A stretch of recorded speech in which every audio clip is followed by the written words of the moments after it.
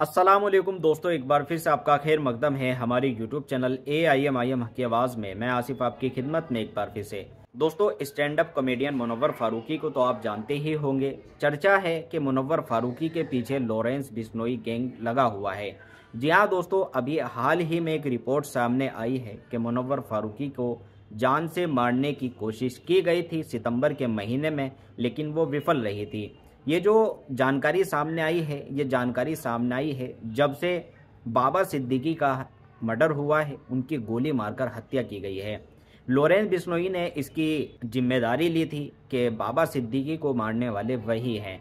लेकिन इसके साथ ही ये भी एक जानकारी सामने निकल कर आई है कि मुनव्वर फारूकी की भी उन्होंने रेकी की थी। हालांकि समय रहते जो खुफिया एजेंसी है उनको इसकी भनक लग गई थी और उन्होंने मुनव्वर फारूकी को एक सुरक्षित स्थान पर पहुंचा दिया था।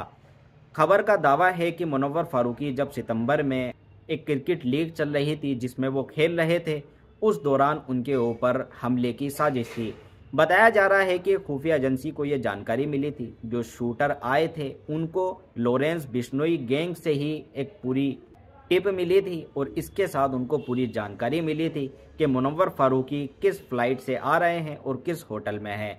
मीडिया की रिपोर्ट के मुताबिक जो शूटर थे वो मुनव्वर फारूकी की ही फ्लाइट में थे और इसके साथ ही वो उसी होटल में ठहरे थे। लेकिन जब खुफिया एजेंसी को ये इस बात की जानकारी हुई और उन्होंने मुनव्वर फारूकी से जाकर इस मामले में बातचीत की, तो इसके बाद मुनव्वर फारूकी की सुरक्षा को देखते हुए उन्होंने मुनव्वर फारूकी को मुंबई में शिफ्ट करा दिया था। अब आप ये सोच रहे होंगे कि मुनव्वर फारूकी के पीछे लॉरेंस बिश्नोई गैंग क्यों लगा हुआ है।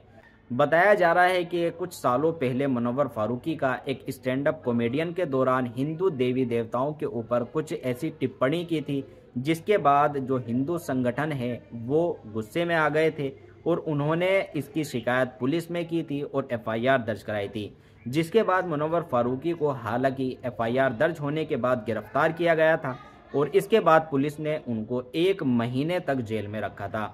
1 महीने बाद उनकी कोर्ट से जमानत हुई थी और जमानत कुछ शर्तों पर हुई थी। इसके बाद भी जो गैंग है वो मुनव्वर फारूकी के पीछे लगा हुआ है। मुनव्वर फारूकी के पीछे लगे हुए हैं क्योंकि मुनव्वर फारूकी पर यह आरोप था कि उन्होंने हिंदू देवी देवताओं के ऊपर कुछ ऐसी टिप्पणी की थी जो बिल्कुल भी बर्दाश्त नहीं थी। अब आप देख सकते हैं कि मुनव्वर फारूकी के ऊपर FIR भी दर्ज हुई, गिरफ्तार भी हुए, जेल भी गए। लेकिन अगर आप इसी चीज़ में दूसरी कड़ी देखें, एक तरफ नरसिंगानंद जिन्होंने अल्लाह के नबी के ऊपर कुछ अनाप शनाप बोला, उनके ऊपर पुलिस ने नामचारे को FIR तो दर्ज कर दी, लेकिन इसके बाद पुलिस ने उनको डिटेन कर लिया, उनको एक सुरक्षित स्थान पर रख दिया। उनकी गिरफ्तारी नहीं हुई क्योंकि लगता ऐसा है कि मुसलमानों के लिए कानून अलग है और हिंदू के लिए कानून अलग है। क्योंकि आप देख सकते हैं उस केस में मुनव्वर फारूकी पर FIR भी हुई थी, तुरंत गिरफ्तारी भी हुई थी और जेल भी हुई थी। तो आप देख सकते हैं कि महाराज जिनको ये बताते हैं, एक महाराष्ट्र के महाराज थे और एक ये यति नरसिंहानंद थे। इन दोनों ने अल्लाह के नबी पर अनाप शनाप बोला, लेकिन आप देख सकते हैं कि किस तरह से पुलिस को इनको गिरफ्तार करने के बजाय इनको एक सुरक्षा दी गई। तो आप इस चीज़ से अंदाज़ा लगा सकते हैं कि मौजूदा गवर्नमेंट क्या कर रही है। मुसलमानों के लिए अलग कानून है और दूसरे धर्म वालों के लिए अलग कानून है। अगर मुसलमान कुछ अनाप शनाप बोलता है किसी हिंदू देवी देवताओं के ऊपर, हालांकि जो चीज़ गलत है, बिल्कुल गलत है, नाजायज़ है, लेकिन अगर कोई बोल देता है तो उसके ऊपर तुरंत कार्रवाई हो जाती है। और दूसरी तरफ आप देख सकते हैं कि अल्लाह के नबी की शान में गुस्ताखी की गई, लेकिन अभी तक भी पुलिस ने उसको गिरफ्तार नहीं किया गया है। मुनव्वर फारूकी के पीछे लॉरेंस बिश्नोई गैंग जो लगा हुआ है, मीडिया की खबरों के मुताबिक वजह यही बताई जा रही है कि उन्होंने हिंदू देवी देवताओं के ऊपर जो टिप्पणी की थी उसकी वजह से लॉरेंस बिश्नोई गैंग उनको मारना चाहते हैं। अब देखने वाली बात है कि पुलिस को जब ये चीज़ पता लगी तो वो लॉरेंस बिश्नोई गैंग के ऊपर क्या कार्रवाई करती है, ये देखने वाली बात है। आगे इसमें पता लगेगा इस केस में क्या होता है, क्या खुलासे होते हैं। इसके साथ ही हम असदुद्दीन ओवैसी साहब की एक वीडियो आपको दिखा देते हैं। असदुद्दीन ओवैसी साहब क्या बोल रहे हैं, वीडियो जरूर देखें। मैं हमारी हुकूमत से भी कहना चाह रहा हूं, आप ताजमहल बनाना चाहते बनाओ, मगर एक बात याद रखो, एक बात याद रखो, ताजमहल बनाते वक्त हम गरीबों के घर को तकलीफ मत दो, हम गरीबों के घरों को तकलीफ मत दो आप। हम बड़े खून और पसीने से, अपने आंसुओं से हमारे घर की एक एक ईंट को बनाए हैं। हुकूमत का तो काम यह होना चाहिए कि कोर्ट को लोग जाने से पहले वो अच्छा फैसला करे।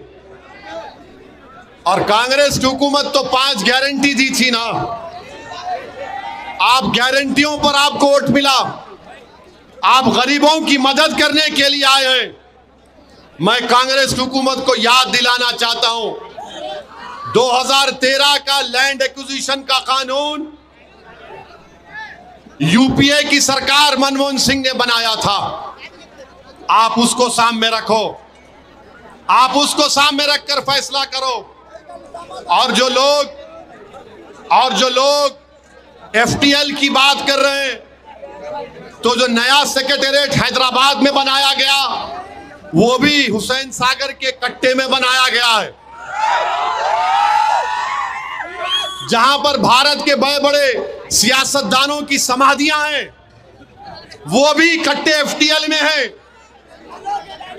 बापू घाट लंगर हाउस में है, वो भी एफटीएल में है। तो हम हुकूमत से एक ही बात कर रहे हैं, जब सेक्रेटेरिएट एफटीएल में बनकर बरकरार रह सकता है, जब भारत के बड़े बड़े सियासतदानों की समाधियां टैंक बंड के एफटीएल में हैं, हमको एतराज नहीं है। जब सेक्रेटेरिएट रह सकता है तो गरीब का घर क्यों नहीं रह सकता, मुझे बताओ आप। उस सेक्रेटेरिएट में केसीआर भी बैठे, अब रेवंत रेड्डी भी बैठ रहे हैं। जब आप दोनों बैठ सकते हैं तो हमारी अम्मा अपने घर में नहीं बैठ सकती क्या? जब वो सेक्रेटेरिएट एफटीएल में है तो मेरे भाई, जहां पर हुकूमत फैसले करती है वो खुद लेक बेड में है, तो आप हमारे बेड को क्यों छीनना चाह रहे हैं? आप अपनी कुर्सी पर बैठो, हम अपने घर में रहना चाहते हैं। तो हुकूमत का काम यह है कि अच्छा फैसला करें। आप खूबसूरत बनाना चाहते हैं, हम तैयार हैं, मगर मेरे भाई, हमारे गरीबों के घर को भी आपको देखना पड़ेगा। और हम उम्मीद करते हैं कि हुकूमत एक अच्छा फैसला लेगी। मैं निजामाबाद को कई मरतबे आया हूं और मैं यहां पर आकर, अगर मैं डी श्रीनिवास साहब के बारे में बात ना कहूं तो अच्छा नहीं होगा। वो निजामाबाद के एक बहुत बड़े पुराने सियासतदान थे। निजामाबाद में उन्होंने बहुत कुछ काम किया और आज वो इस दुनिया में नहीं है। यकीनन डी श्रीनिवास को साहब को हम याद करते हैं। मैंने उनके फर्जंद से भी मिलकर उनको पुरसा दिया था, तो निजामाबाद को आया हूं। तो मेरी आपसे अदबन गुजारिश ये है कि मंजलिस को निजामाबाद में मजबूत करिए।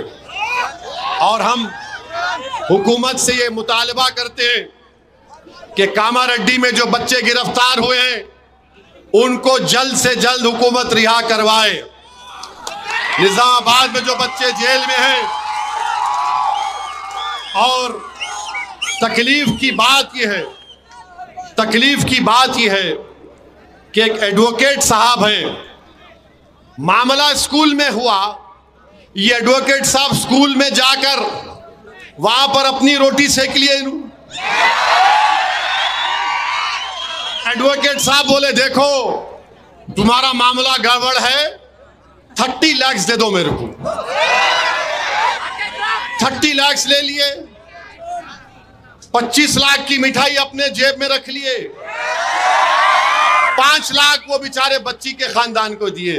वकील साहब, तुम्हारा मकसद क्या है? मकसूद कई कुरे बाबा ऐसे कामा करना। अरे तेरी बेटी से होता तो क्या करता? ऐसा नहीं करना मकसूद।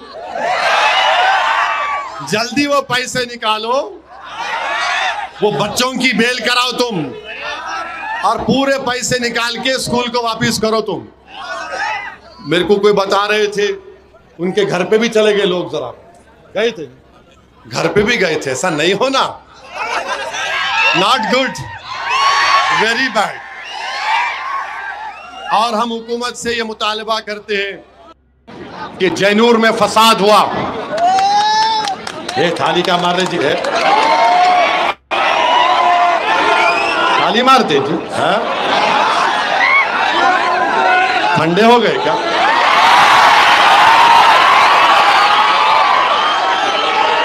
जैनूर में सुनो सुनो, खत्म कर, खैरो,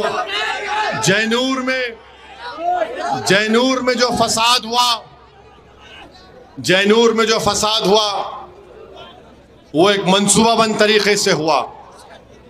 हम चीफ मिनिस्टर से मिले और उनसे कहा कि पुराना आदिलाबाद, पुराना निजामाबाद, पुराना रंगारेड्डी डिस्ट्रिक्ट, पुराना महबूब नगर, इन 4-5 पुराने जिलों में जहां पर कम्युनल वायलेंस की हिस्ट्री है, वहां पर बेहतरीन पुलिस ऑफिसर का तखर्रुर करो आप। Constable, SI, CI, DSP, SP, ASP से लेकर बेहतरीन लोगों को रखो आप। बीजेपी यही चाहती है गड़बड़ होना, तो बीजेपी आरएसएस के एजेंडे में नाकाम करना है तो अच्छे और स्ट्रिक्ट पुलिस ऑफिसर्स का तखर्रुर करना जरूरी है। हम उम्मीद करते हैं कि गवर्नमेंट मजलिस की इस तजवीज़ को कबूल करेगी और जैनूर में हिंदू, मुसलमान और आदिवासियों का जो नुकसान हुआ है, कलेक्टर रिपोर्ट बनाकर भिजा है, 16 करोड़ का नुकसान हुआ। तो हम तेलंगाना की हुकूमत से मुतालबा करते हैं कि हर किसी, जिस किसी मजहब का नुकसान हुआ, गवर्नमेंट उनको कंपनसेशन दे और उनको देकर उन गरीबों की मदद करे। और हम चाहते हैं कि जैनूर में आदिवासियों और मुसलमानों में एक पुरअमन फिजा पैदा हो।